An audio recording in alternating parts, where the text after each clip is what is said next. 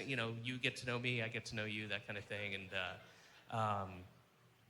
But before I do get into the actual set, I do first want to address the tragic events that occurred, just to address them, acknowledge them, whatever. There's nothing, obviously nothing funny about it. The terrorist bombings were awful, and the terrorist bombings that took place at the 2020 Tokyo Olympics were awful. The loss of life was staggering, and they were terrible, but I believe you have to find a silver lining in everything. And as awful as they were, I do think that the 2024 U.S. Paralympic team should have a very strong showing.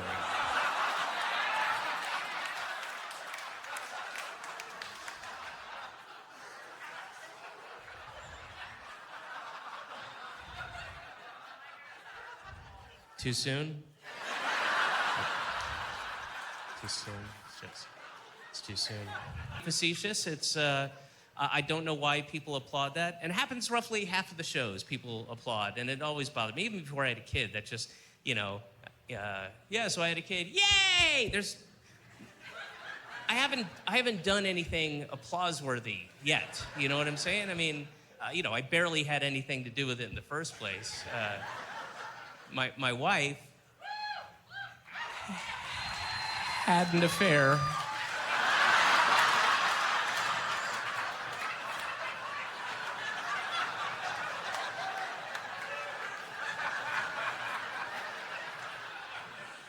I mean, look, come back and find me in 18 years, and if I've produced a decent, kind, ethical, moral, charitable, contributing member to society, then I will gladly accept your applause. But, you know, it's a little early to tell, is what I mean, she could turn out to be a cunt, you know? She could. It happens all the time. Fucking happens all the time, and you know it. You know, well-intended, well-meaning parents do the right thing, and yet they raise asshole fucking children. Their children are fucking shitty pieces of shitty asshole shit. And it happens, you know, it happens. And I mean, obviously my wife and I are, you know, we're not going to intentionally raise a TSA agent, but, you know,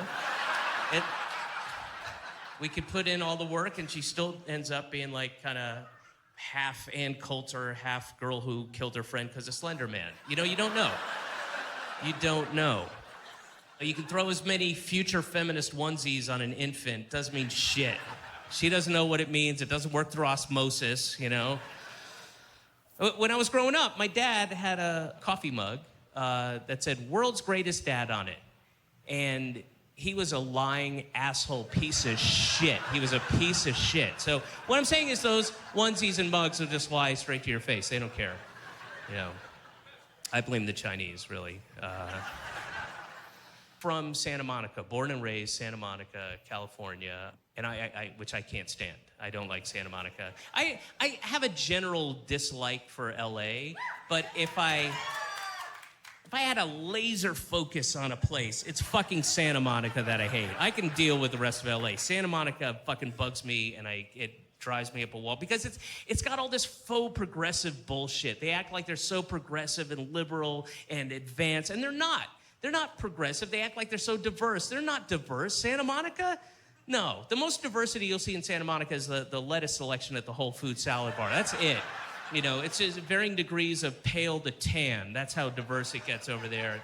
And then mixed with that is this weird aggro bullshit beach vibe that everybody, you know, Venice and Santa Monica has where it's like, you know, you walk into the coffee place and there's always some like sunburnt dude in a Sarapa and a three-legged pit bull playing, you know, Coldplay on a ukulele, and you truly can't tell if he's homeless or a .com millionaire. You have no fucking clue. You don't know. You don't know. And you're walking by and the guy's like, you know, "Hey bro, why don't you smile? Don't cost nothing." Like, fuck you, and that dumb hippie bullshit.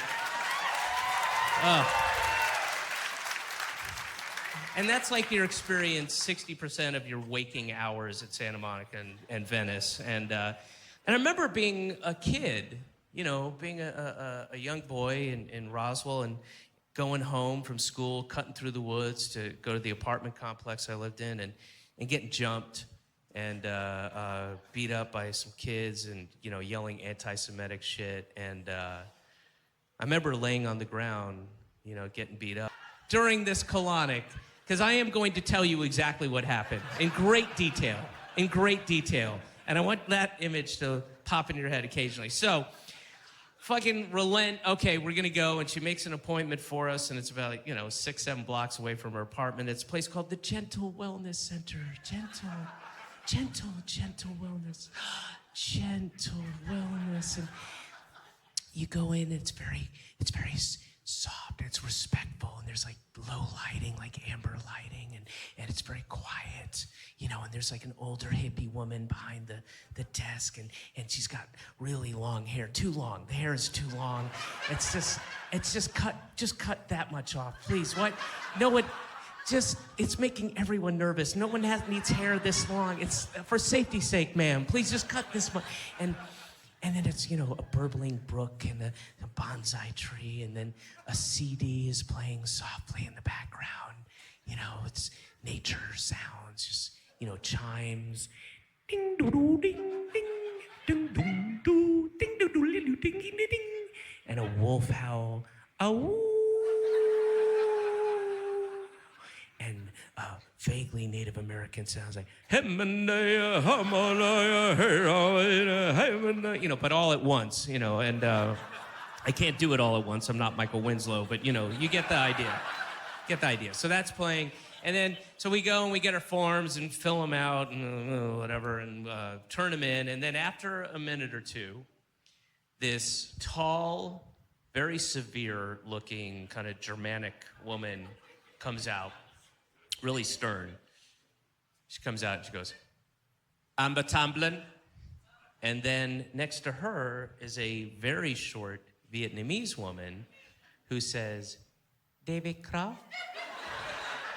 And so we walk up and we go our separate ways. My wife gets taken down the hallway this way, I get taken down there, and so I'm like, I knew it! I knew this wasn't a couples thing. I knew we were gonna lay there, and like minor victory, tiny victory, and it turns out to be an extremely minor victory because my laughter starts receding as I'm like, I knew it. Wait, what's happening? Where am I going? What's going to happen to me? Where am I? What's this room? And I get taken by the Vietnamese lady to this small room, and she has me go in, and she has me change in the bathroom. So I change out of my clothes, and it's a hospital gown you put on, a thing that's open down the back. And I get out of the bathroom, and it's a tiny room. It looks like a massage room. So there's basically just the table. Next to the table is a stool. And at the foot of this, it's not a table, it's a bed, like, whatever. And at the foot of the bed is this crystal clear, pristine, spotless, acrylic, rectangular box, right? It's like this deep, about that wide. It's against the wall, and on the back of it, it's all one solid white, soft white light. It's backlit by this white light, right? Inside of the acrylic rectangle, also spotless, a continuous, unbroken, crystal clear glass tube. Goes like this. Oh, yes, indeed. Oh, yes, indeed. And then ends in a little drain in the floor. It's beautiful. Beautiful. Looks like modern art. It could be modern art. Some rich assholes, but no pun.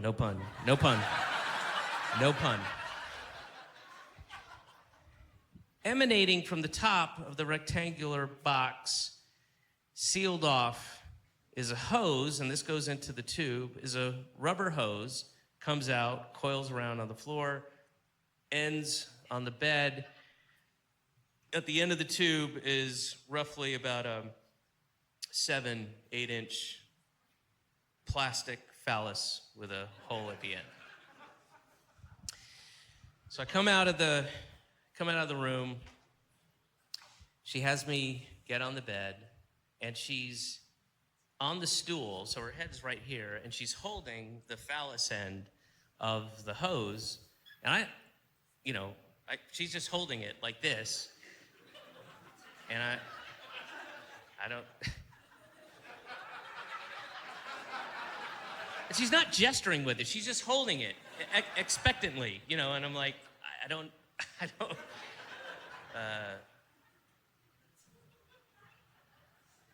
No, that's not it. That's not it. I know that's not it. I don't know what she wants me to do. She must think I've done this before. I've never done this before. Am I supposed to sign off on it? Just like, oh yeah, that's a McJohnson 740. That's the brand I use. That's good. Clearly a reputable colonic house. I'm glad my wife made the appointment here. I don't know what she's doing, and her English isn't very good at all, and my Vietnamese is not that much better,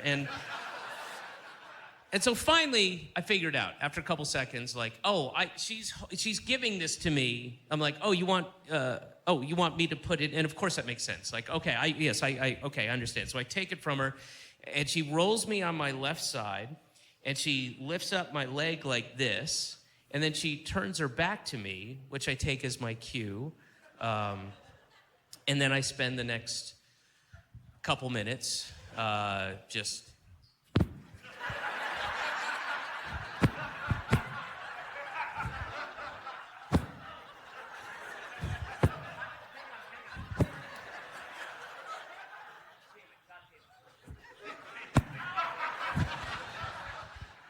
And then finally I get it in. After what feels like 5 minutes, I finally get it in there. And and also, apologies to whoever's using this mic again. I don't know who's here tomorrow, or is it Cosmic Charlie? It is. Cosmic Charlie is here next. They're a Grateful Dead cover band.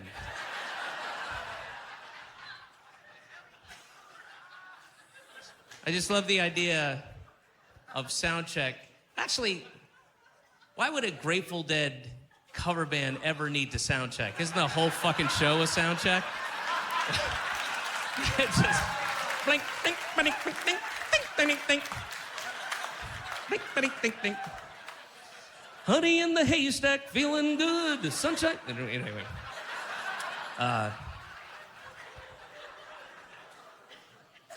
I do love the idea, though, that there'd be a band doing Soundcheck, going, all right, guys, you ready? All right? All right. Alibaba, is that enough? All right, do you have your shoes off enough? All right, you good? All right. Tater, you got your nose harmonica? All right, ready to go? Okay. Ready? 1, 2, 1, 2, 3, 4. Hey, banker man, don't tell me when I can withdraw my money. Wait, hold up. Stop.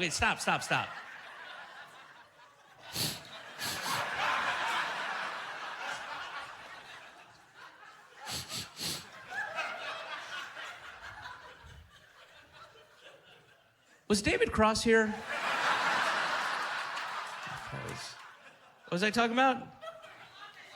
Oh, yeah. So I got it in there, right? Okay, so I get, after a couple minutes, get it in, and I say to the woman, I go, okay, I got it in. And she turns and looks at me, and she goes, I'm like, really? Okay, I got it. Okay, and so I go to do it again, get it in there, and I'll spare you that. I won't do that all again. But it was, and she was right. I definitely, when I went to get it in there the second time, I clearly did not have it in there enough satisfactorily. It would have made a terrible mess. It would have been awful. It was, so I spent another couple minutes and just, like, get it in there. Okay, yes, I got it. And I tell her, okay, we got it. And then she turns back to me, and again, really? I don't... Okay, and then she says, do you want I to do it? And I was like, oh, yeah, sorry, I guess I don't know